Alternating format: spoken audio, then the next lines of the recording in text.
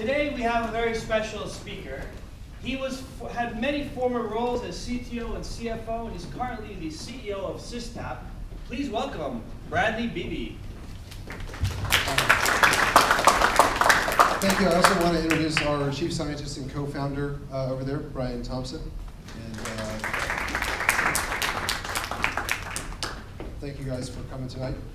What we want to start off with is just a show of hands. Who's working with graphs now in their job or in their free time? What kind of platforms are you using? Just call them out. Are you using RDF, Property Titan? Anybody using the semantic web stack? Using BlazeGraph? Okay, cool. Well, today we're really going to focus on sort of how do you scale graphs when graphs get really large. And if you don't take away anything, remember that in graphs, size matters. We have a guerrilla marketing campaign. I think everyone's seen over there to emphasize that. So this is really why we're here. In the last 2 years, the growth rate for graph databases has been over 500%. According to DB Engines, it represents 25% of the information space. And according to Forrester, by 2017, 25% of all enterprises will be using graph analysis. But the only thing growing faster than the market for graphs is the amount of graph data that you have to process. So graphs are a lot more than nodes and links. They're not just Facebook and LinkedIn or 6 Degrees and Kevin Bacon. They show up in a lot of very, very important domains. They're critical for machine learning and deep learning applications because they help you model complex dependencies in the data. But when you scale up, it gets pretty tricky. And graphs become billion-edge structures that challenge conventional computer platforms. I'll give this mouse a try at my own peril. So this is why scaling graphs is hard. We talked about a little bit in the trivia session, but graphs aren't like other big data problems. The current state of practice is to use CPU in-memory techniques to optimize for graph parallel applications. But graph data, by its nature, has non-locality, and so it doesn't lay out on disk very well. So as you traverse a very large graph, you're constantly paging in and out of memory. This is why Brian was talking about read operations as being the real challenge with graphs. And so CPUs may be very, very fast, but memory bandwidth is slow. If you look at this chart, you can see the x-axis is the number of clock cycles. All of the blue things are various levels of cache, and the red across the top is the main memory. So if you're having to page in and out of main memory constantly while traversing a large graph, your CPU is just going to sit there and wait. And that's what we call the graph cache thrash syndrome. And so existing hardware platforms don't scale well for this just because they're based on the wrong paradigm. So what we do is we build software capabilities to help people scale graphs. We have a graph database platform that has a high availability and scale-out architecture. And we've discovered a way to exploit the memory bandwidth advantages of GPUs to deliver graph analytics that are hundreds of times faster than CPU in-memory techniques, 40 times more affordable than supercomputer techniques or CPU in-memory techniques, and 10,000 times faster than disk-based techniques. So it's pretty exciting stuff. Who's got these kind of graph problems? So one of them was in the trivia. The next cure for cancer is a billion-edge graph problem. The genomics community, the precision medicine community, the bioinformatics community, they have a long history of investment in graph data. They have a lot of high-quality graph representations, and they're really seeing a lot of payoff now with technology in using different kinds of graph mining techniques to use various nuances of subgraph pattern matching to identify drug receptors, to identify potential side effects, and either shorten the time frame to bring new drugs to market or discover drugs that they just wouldn't have been able to do before because the graph traversal times were too long. And of course, as you get capabilities to increase the speed of your graph operations, then they're naturally going to want to increase the fidelity of the models to match that. Everybody's favorite graph. I couldn't have really said it better myself. Facebook is today a trillion-edge graph and growing very rapidly. As we talked about in the trivia session, it currently takes them about 20 minutes to use their Hadoop giraffe-based solution to do an iteration over the graph. Any kind of marketing analytic that you do requires multiple iterations of the graph. The GPU technology, MapGraph, that we've demonstrated, could do that same traversal in seconds. And so that's the kind of speed up that you're seeing when you move from a CPU-based approach into a GPU-based approach. Big application area for graphs is knowledge discovery, data integration. Graphs allow you to find knowledge and not just search text. Autodesk is using graph search to help people build communities around CAD, CAM drawings. You may have seen the Wikimedia Foundation recently selected our platform to power the Wikidata query service. There's a lot of different both data integration and information retrieval applications that depend on the ability to use graphs both at a large and a very small scale. So what's the right paradigm to scale your graphs? And the answer depends on a lot of different factors. How large are your graphs? What kind of latency and response time do you need? Are you looking for millisecond response to queries or traversal operations? Do you need perfect scaling for query under high concurrency? Do you need to support very, very large trillion-edge graphs? All of these options have different kinds of trade-offs, and so you can sort of see what we're looking at here on the slide. GPUs really are a game changer for graphs for the reasons we talked about before. If you look on the right-hand side, along the bottom x-axis is the average traversal depth of the graph. And so if you think graphs in this area are things like social networks, 6, 7, 8, 9, 10 deep. Graphs on the very tail end of the x-axis here are things like road networks, those kinds of graph data structures. What's important is if you look at the green oval, you'll see that GPUs are faster on all of these different types of graphs. Actually, that the individual characteristics of the graph will affect traversal performance, but GPUs outperform CPUs in all of them. This is looking at some performance results comparing various different CPU-based approaches to a GPU approach. And so this is a ScaleFree Graph. You can see the numbers up there. The GPU version was a slightly larger one. We did a 5-degree limited breadth first search. And you can see the numbers on the bottom. So there's Titan, Neo4j, BlazeGraph, which is our graph database platform, and then MapGraph, the GPU acceleration. Brad, you should call out the numbers because they're not visible. Okay, so the Titan solution on the query, the load time was about 500 seconds, and the query time was just under a second, so 935 milliseconds. The important thing on the Titan result, that's a 4-node cluster using Cassandra, so getting that level of scale is quite expensive from a hardware perspective. The Neo4j numbers, about 608 seconds, query time 668 milliseconds. That was their single node community edition. BlazeGraph was about 400 seconds on this problem and 281 milliseconds. And then the GPU solution, the load time was 0.8 of a second, and the execution time was 27 milliseconds. So it's a factor of 10 in this case, or more for the traversal operation. And that increases with the size of the graph. We're actually doing a graph here which is 5 times larger on the GPU, and the columns of the CPU architectures are in the lane. Bigger graphs is just faster.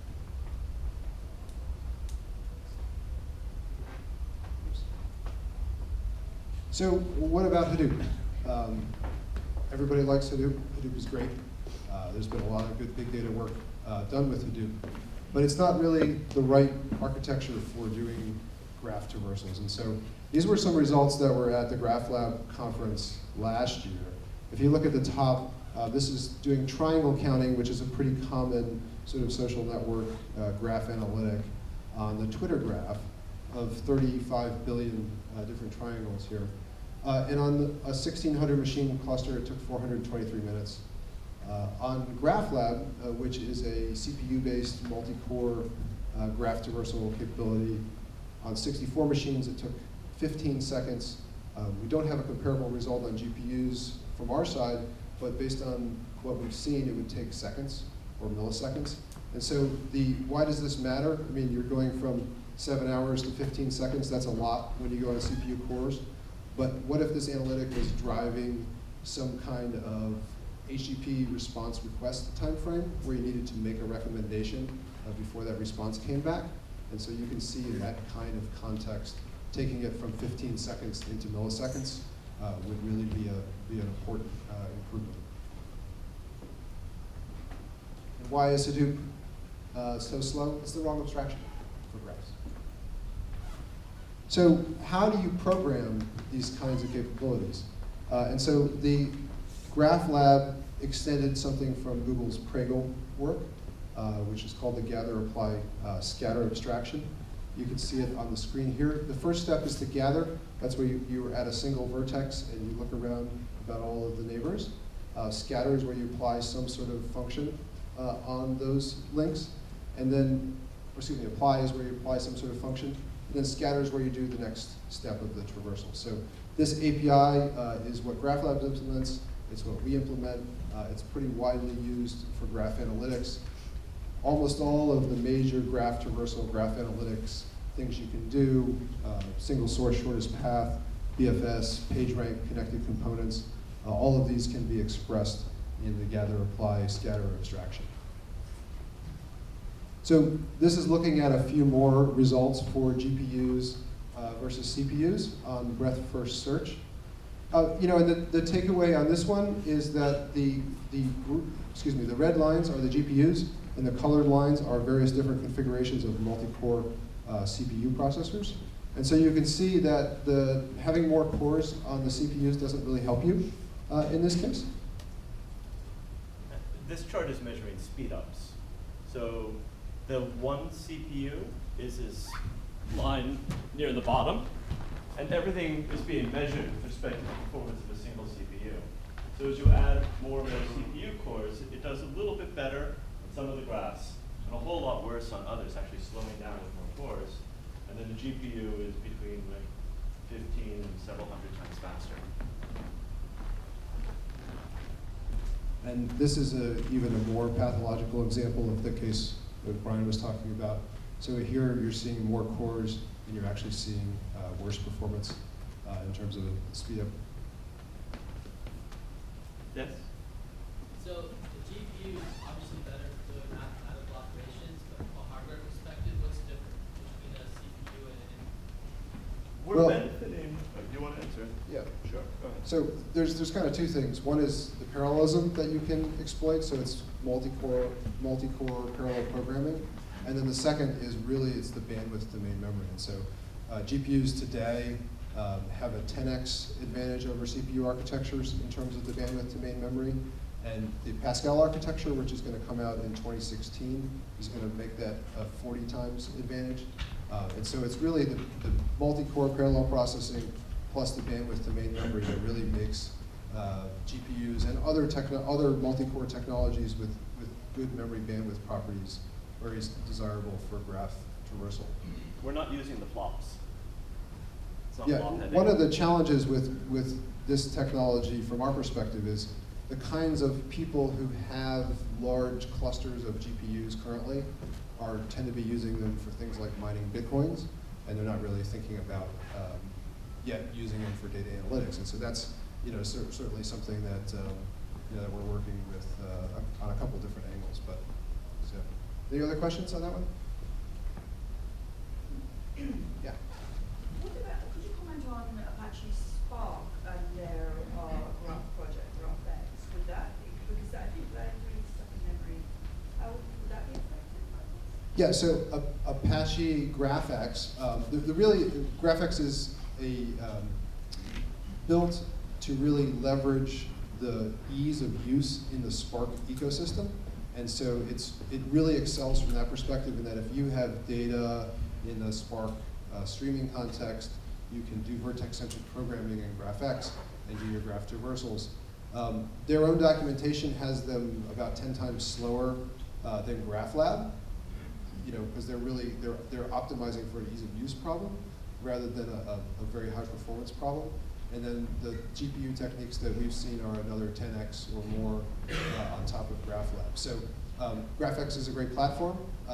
It does have the same sort of vertex-centric programming model, but if your problem is optimizing for speed, or if it's wanting to use a minimum amount of hardware to achieve a certain rate of graph traversal, then it may not be the optimal solution. And I should have said at the beginning, if people have questions, just jump up and throw them in. So. One question. So between the GPUs, have you seen consistent level of performance between two of the major vendors, AMD and NVIDIA? So our work has really only been focused on. Yeah. So the question was, have you seen a different level of performance between the different GPU vendors? And specifically, the question was AMD versus NVIDIA. Our work has all been focused on NVIDIA GPUs, and the work has all been focused specifically on the Tesla GPU. We are looking now whether we can run on the Titan, which is similar just without error correcting memory. We also have some conversations. We've had discussions with AMD. We've had discussions with Micron. They have some interesting technology. And there's a couple of other folks that are doing lots of people have recognized the limitations of CPU architectures, not just for graph problems, but for other important data analytics problems. And so there's an interesting movement in the space in there. But all the work that we've done currently is on NVIDIA GPUs, and in particular the NVIDIA Tesla GPUs. But it does run on the developer parts. You can go get a. Yeah, and if you want to come up video after the presentation, I can show it to you running on my MacBook. We can run it off the GPU that's running there. So this is sort of looking at kind of another take at why scaling graphs is hard. This is a breadth-first search. Breadth-first search in itself is not a particularly interesting algorithm, but it's a fundamental algorithm that almost every other interesting graph thing uses. And so this is looking at what is breadth-first search. The colors are the iterations. And so if you started a breadth-first search at 0 here, in the 0th iteration, you would reach out to 5 different nodes. And then in the first iteration, you take the chain from that. And then in the second iteration, in this graph, you basically be done. But what happens is the number of vertices that you need to visit, which is called the frontier, as you traverse, gets very large and then eventually tails off. And it's that sort of frontier expansion that causes the need to page through main memory to visit all of the different nodes in the graph. And we'll look at a little bit later at some Sparkle queries that do breadth-first search and the traversal there. So how do we make this? We talked a lot about why they're faster and showed some single GPU examples. So how do we do this on a cluster of GPUs? And what we do is we use a P by P compute grid. So we go up in squares of GPUs. So 2, 4, 9, 16, 25, etc. And across the rows are the outgoing edges of the graph. And across the columns are the incoming edges of the graphs. And so this kind of partitioning allows us to implement a communication pattern that lets us scale to many different GPUs.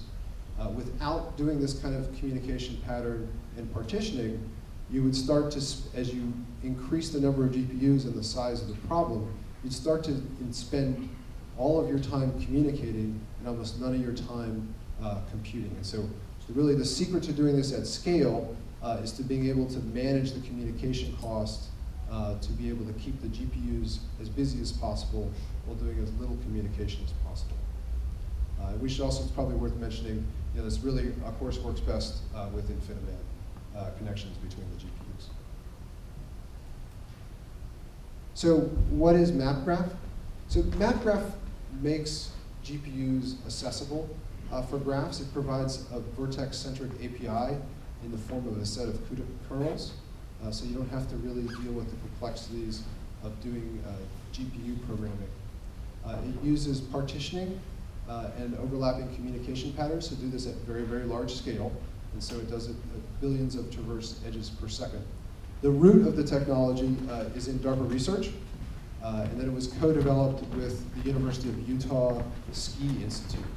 It's the sort of pedigree of the technology is in software that's running on the Titan supercomputer on over 750 million cores. What we've done is sort of commercialize this into a capability that you can use to accelerate your graphs.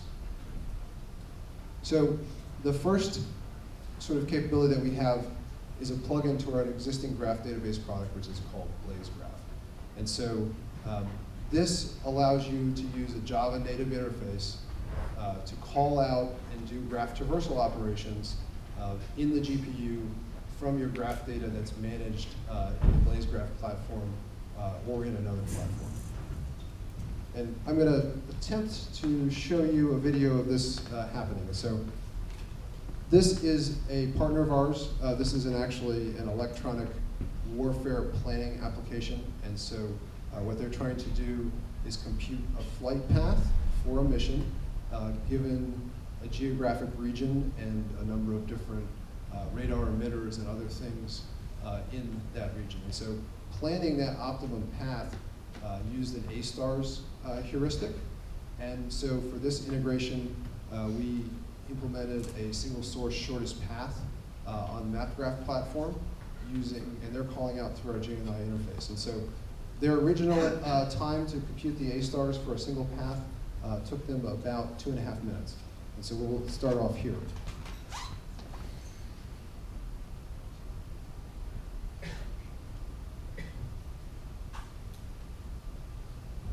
So what you're seeing here is sort of this is a plane flying around. These dots are a number of different emitters. That's someone saying, okay, go ahead and call the GPU. It's going to get to 50%, and that's just preparing the graph. And once we get to 50%, it sends it over to the GPU, and then it's done. And so in this application case, they took something that was taking 2.5 minutes for the graph, and they took it into about 7 seconds was what they did. And this was with a sort of a naive integration, where they just replaced the A-stars heuristic with a single source shortest path. The other thing that this did in this case is the A-stars heuristic was solving for one particular solution to this graph problem, and the single source shortest path is really actually solving all possible solutions. And so this really gives them the capability to not just provide their user a single solution, but now they can think about having a more dynamic and immersive requirement. So when you could think about either updates in the situation, there's a new emitter coming online, or you want to change out a different aircraft platform, that you can sort of dynamically replan, much like you do with Google Maps and Waze and those kinds of things. That capability doesn't exist now. So how do we stack up at the high end of the market in terms of high performance computing? I'm sure everyone remembers, but the standard measure of graph traversal is a gigatep, and that's 1 billion traversed edges per second. And so NSA did a big data experiment that's published out by CMU. The top result is the price for that large Hadoop accumulator cluster to traverse 1 billion edges per second. It's about $18 million. The Cray XMT2, which some of you may know as the Eureka appliance, very elegant hardware architecture, currently about $180,000 per gigatep. The MapGraph, currently on the K40s, as we've demonstrated on the NVIDIA cluster, it's about $16,000 per gigatep.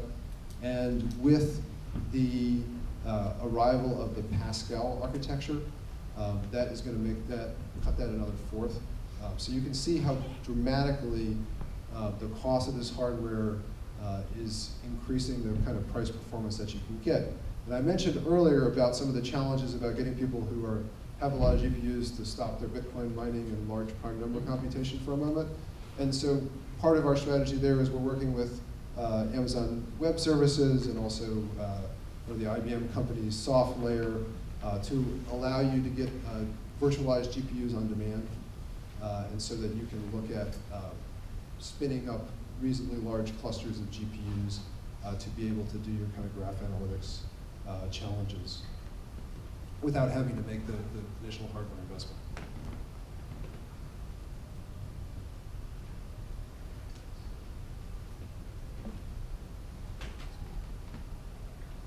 So this is another look at what we looked at earlier. So this is, as I mentioned at the beginning, we're really focused at graphs at scale. So the top line is our graph database platform against Titan and Neo4j, 3 times faster than Titan on a quarter of the hardware, twice as fast as Neo4j, but even more importantly, we can handle very large graphs. And so that's really our kind of place in the market space. What we demonstrated for the GPU cluster on the NVIDIA research cluster, which is 64 K40s, was achieving a traversal rate of 32 billion traversed edges per second on a 4.3 billion edge scale-free graph.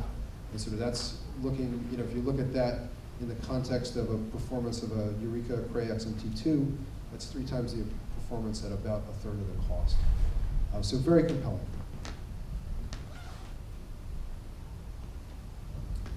So our graph database platform, BlazeGraph, has a embedded mode, a nano Sparkle server, which lets you use the REST endpoint, and then it also, we have a high availability and scale-out architecture. So our general rule of thumb for a single node is about a 50 billion edge graph, and this is on a fairly substantial machine, so think 256 gig of RAM with fairly high IOPS for your I/O.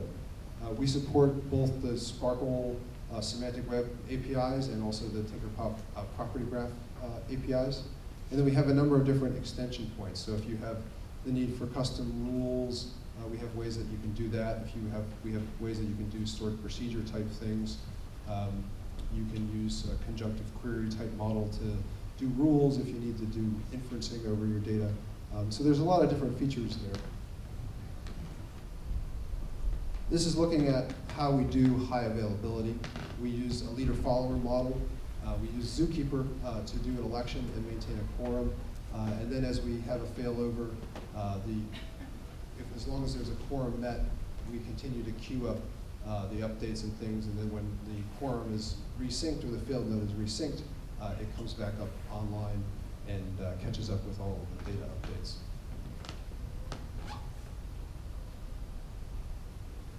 So I'm going to go ahead and skip ahead to a couple of the different things here. We also offer a sort of scale-out federation architecture. And what this does is it maintains on different data servers shards of data. And then we have a way, and this is showing here, where to efficiently query the shards. So if you guys are familiar with scale-out architectures, you'll know that you pay a pretty high performance penalty for going to a sharded model. And so you really want to wait until you actually have a graph problem that's big enough that expands the capacity of a single machine, because a lot of the internode communication that occurs causes you a fairly large performance penalty. So our scale-out architecture has a way that we do the joins at the individual data services to reduce the amount of data that you have to do in the client. So if you look at something like Titan, for example, it loads data very fast, but when you want to do a query for sort of graph query performance, you have to send back a lot of data to the client, and it ends up sort of flooding the client with information. This is because Titan's only API for supporting this, the key value store layer, is a key range iterator. So if you have an access path, all you can do is suck it down to the client. There's no way to push constraints to the shards in the Titan cluster and cause these joins to run locally in a more constrained fashion. So we also support bulk data load.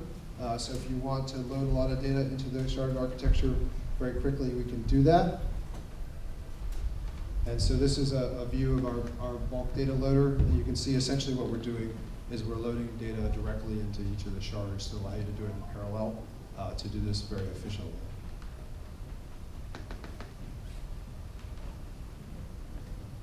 How well do we do? So this is a load on a 16-node cluster with 2.5 billion triples. We're seeing about 180,000 triples per second. And we're seeing that as fairly constant linear time for the load, so you're not seeing degradation. This is looking at the throughput that you achieve. And you can see it takes a little bit of time, in about an hour, to get up to the peak rate of 180,000 a second. But once we do that, it sustains that throughout the load. What's driving that is the number of shards. As the number of shards increases, we increase the number of parallel writes that we can do, because we can write on each shard in parallel. And this is looking at disk utilization. So the sort of big ramp up there is the first garbage collection. So there's no garbage collection until you hit that sort of peak just a little bit to the left of the 61. And then the continued peaks and troughs are as garbage collection kicks in and out. So hopefully you got it. GPUs are fast. We offer high availability. We have a scale-out architecture. Okay, that's cool. What do you do with it? And so here's a snapshot of some of the different APIs that are generally supported and we support to be able to access the data. We've talked about a lot of them. If you're using Titan, you're familiar with the Tinkerpop Gremlin stack. We also support the semantic web stack. Sparkle is a query language that allows you to express different graph patterns, and you can select results in the form of a table. You can construct a resulting graph, or you can just do a describe, which is basically given a vertex in the graph, show me all of the edges or properties that it has.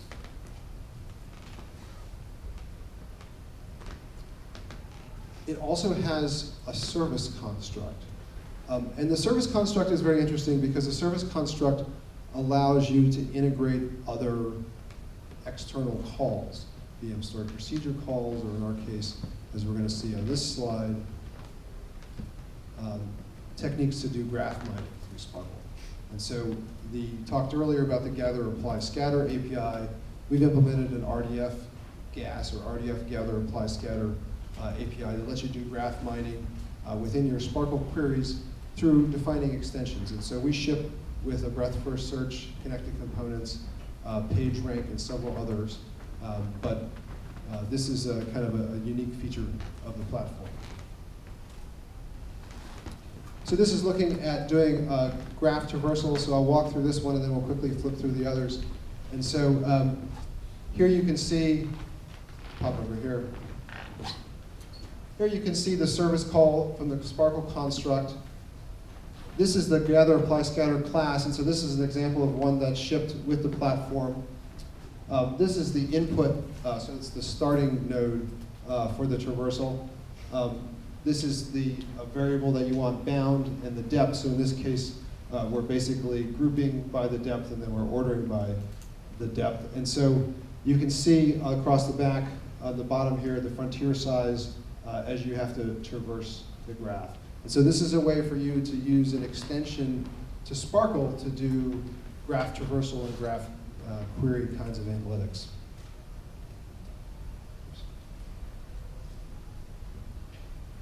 So this is another example using a predecessor. This is also using breadth-first search. So this varies the variable bindings that you're providing to the traversal. I mentioned earlier you can use Sparkle to get a tabular result or construct a graph. This is looking at how would you extract a subgraph using a Sparkle query. All of these examples are up on our wiki, so you can't read the slide today. Yeah, I realize I'm running along on time, and so I wanted just to kind of breeze through there, but we will make the slides available, of course. And so there is a divergence in the force, if you will. There's sort of two worlds in the graph side. There's the semantic web camp and there's the property graph camp. And like all good things, Linux and Windows or Emacs and VI, they disagree for good reasons, of course. But so we've been working. We support both models, and so we've been working to try and develop ways to help unify them. They both have really cool features, and they both have really substantial limitations. And so these are different ways to unify them. The biggest limitation, if you're from the property graph world, you're almost certainly use link attributes. And so this is putting an attribute on a link. For various historical reasons, this isn't supported directly in RDF. And so it would really be useful to say something like this. Brad is a member of SYSTAP, and the reason that I know that is because I went to this database month presentation, and he said he was from SYSTAP. But it's not very easy to say that in RDF. You have to do something that's called reification. We have to create a model of the statement. And it's possible, but it's quite clunky and not easy to use. And so we've been collaborating with a couple of different research organizations and vendor communities to develop something called RDF star, or reification done right. And this is a way to provide an easy-to-use syntax to allow you to express link attributes or statements about statements within the RDF model. And it also serves as the basis for allowing going between the property graph model and the RDF model. So this is a case of where you're looking at triples or quad modes for us. And so in the top here is the statement that we talked before. I'm a member of SYSTAP, and then now we're making a query where we want to say, find all the members and all of the sources. And so we're able to query both for the statement and as well as for the source attributes on the statement.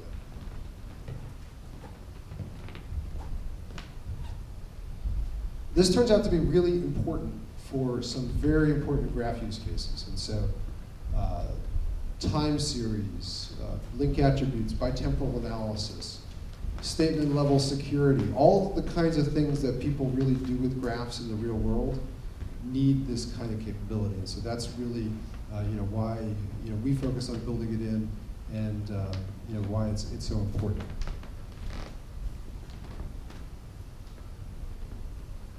And so this is just a quick example, one more of how we add. Essentially, what it allows you to do, if you look on the right-hand column, is to add a timestamp to the data. That can then show up in your queries and be used to distinguish between different kinds of statements. And so, just the last two slides here. Who's using this? Here's a quick snapshot of some of the key customers that we have currently. I mentioned Wikidata earlier. They recently selected us to power the Wikidata query service.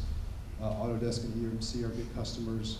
We have a lot of customers in the precision medicine, genomics community. And then we have a certain amount of DoD Intel work that we do. And then we have the hidden fourth column, which is pharma and finance as well. And so those are kind of the areas where we see traction. This was the Wikidata announcement about BlazeGraph. I would encourage you to Google it. There's a public Google sheet where they've looked at about 15 different graph databases and exposed their criteria and weightings about it. And it looks at, for example, GraphX. It looks at Titan. It looks at Neo4j. And so it's very interesting to take a look at. Can you talk about the configuration for what you're offering there?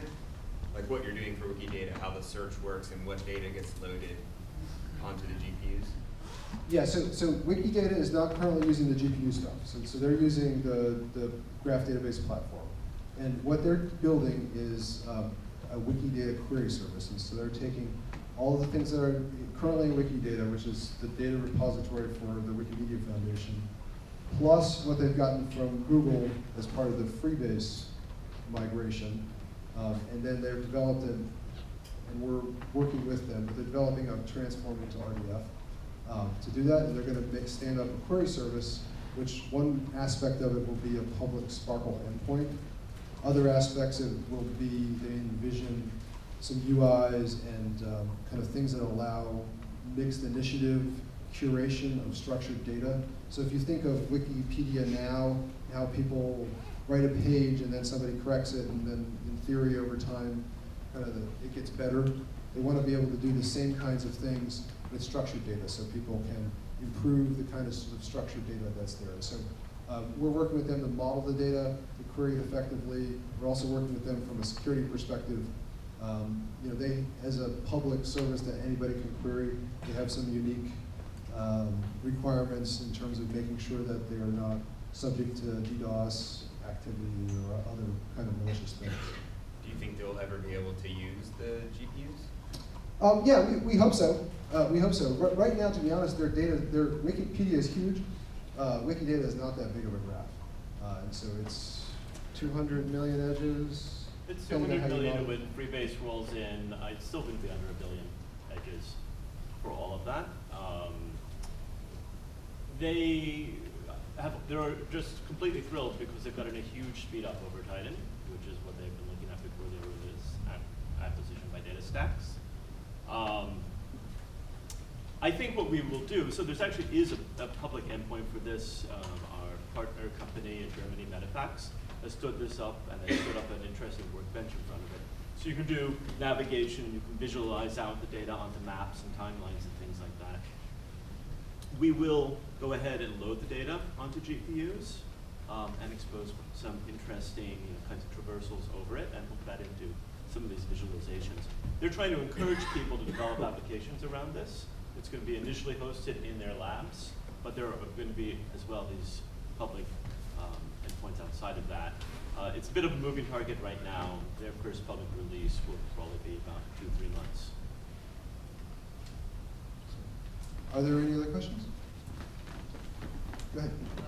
So was there a slide earlier where you said that MapGraph and BlazeGraph don't yet work on the AWS G2 instances?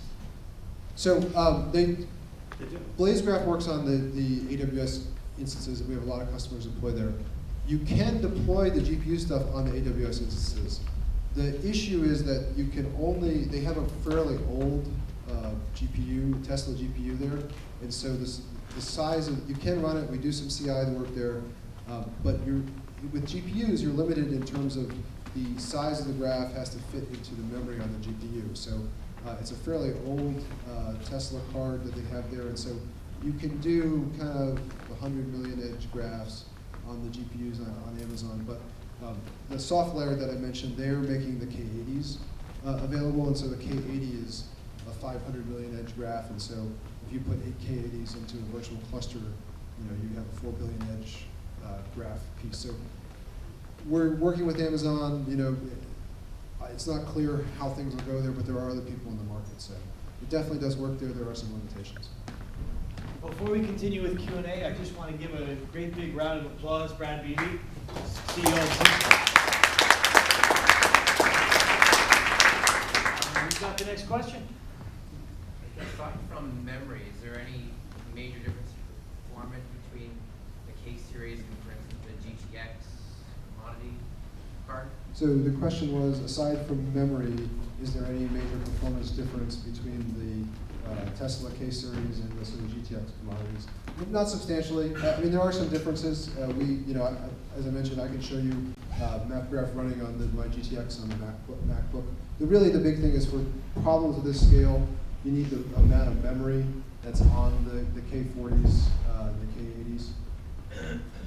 The main difference between the cards is whether or not it has error-correcting memory on it. Well, also the GTX are faster at fixed precision. Right. We're using very little flops, so mostly memory bandwidth. Does the infrastructure have, is it built into the infrastructure to manage the memory if you can't fit everything into the GPU? So the question was, is it built into the infrastructure to manage the memory if you can't fit everything in the GPU? And so right now with the GPU cluster technology, that's something that you have to sort of size the graph to your problem. Where we're going with that is better integration into like the Spark ecosystem to allow you to push data into the GPU cluster. And so it's currently, you have to get the data there. Once you get the data there, each marginal query is very, very fast. Next question. Okay. All right. Well, Brad will be. Oh, you have your hand up? I'm sorry, I didn't see. You got to put it high, eh? Go for it. No, maybe a very basic question, but I wanted to know, like, even a large amount of data could be from Facebook or Twitter. Before you actually run the algorithm, you need to size it, and where do you actually load the data before you run the algorithm? Yeah, so the How do you GPU. organize the data, basically? Yeah, so the question was, before you can get the data to the GPU, you obviously have to do something with it and do some ETL on it. Is that a fair paraphrase? Yeah. Yeah. And so, the GPU technology takes a marked matrix format, which is sort of a pretty standard column matrix format. So you have to get the data into that format. You can do that on the CPU. You can do it in parallel. You can do it on a Hadoop job. You can, in some cases, it's desirable to do it on the GPU. If you think back to that electronic warfare video that I showed, that first half of that time was computing the mark matrix format. And then the last half where it just went, that was the actual graph traversal.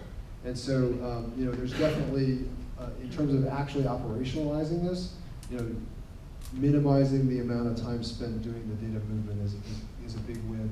It's also a big win for graph problems where you want to ask a similar question with different parameters a large number of times. Because once you get it there, it's very, very fast. So there is no specific algorithm right now for loading the data. Everybody has to write their own algorithm. There's nothing. We have a defined input format that you write that you convert the data to. Whether you get it, we have some scripts that we use. Whether you write it yourself, you can do it. There's a defined input format for how you map the edges and where to see it in the weights. You can also just send it RDF data. So you can send it sparse matrices, you can send it RDF. The property graph model doesn't really have a standard data model for interchange, but you can, CSV parser would be fairly trivial to do. We have time for one more question. So we have a use case where for every business they have millions of rows in the graph, and we typically create one graph per business. And sometimes in the middle of the day we have to purge the entire graph. So like the question I have is like how expensive is the purge operation? So let me repeat the question. So I think I heard you have a use case where at the end of the day you have to load a large graph, and then occasionally during the middle of the day you have to provide an update to that graph. Sometimes update, sometimes you want to purge the entire graph. Maybe delete it or create over. How much time, like is there a ballpark number, like how long does it take just to purge the entire graph? Okay. So the question was, is there a ballpark number for how long it would take? How big is the graph? 200 nodes? 2 million nodes? I mean, Very fast. we'd have to look at it, but I wouldn't think that would take very long. I mean, No, we had load numbers for 25 million vertices earlier in the deck, and it was 800ths of a second. So for the GPU side, it's also very fast on the database. And if you're doing that in the database, the drop add would be an atomic transaction, and the whole thing would be online. That's for loading, right? What about the purge? Just dropping it, very fast. I mean, that's all the time we have for tonight, but Brad will be here for one-on-one questions, so anyone who didn't get one in, feel free to come up and talk to him right now. Thank you all for coming. Thank you, Brad. Thank you.